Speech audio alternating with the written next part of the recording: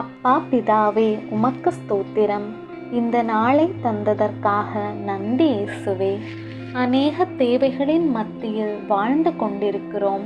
தேவன் தாமே எங்கள் தேவைகள் அனைத்தையும் இன்னதென்று அறிந்து பூர்த்தி செய்து தரும்படியாக கேட்டுக்கொள்கிறோம். எங்களுக்கு இன்னது தேவை என்று நாங்கள் கேட்பதற்கு முன்னமே நீர் அறிந்திருக்கிறீர். எங்கள் பொருளாதார தேவைகள், பண தேவைகள் எல்லாவற்றையும் சந்தித்து உம்முடைய கிருபையினாலும் இரக்கங்களினாலும் எங்களை வழிநடத்தும்.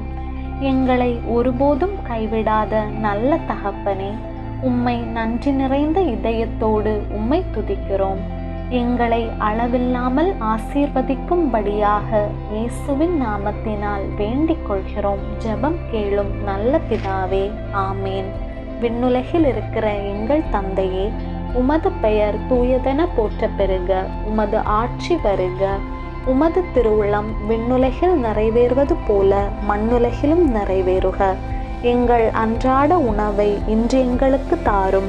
எங்களுக்கு எதிராக குற்றம் செய்வோரை நாங்கள் மன்னிப்பது போல எங்கள் குற்றங்களை மன்னியும். எங்களை சோதனைக்கு உட்படுத்தாதேயும், தீமையிலிருந்து எங்களை விடுவித்தருளும். ஆமேன்.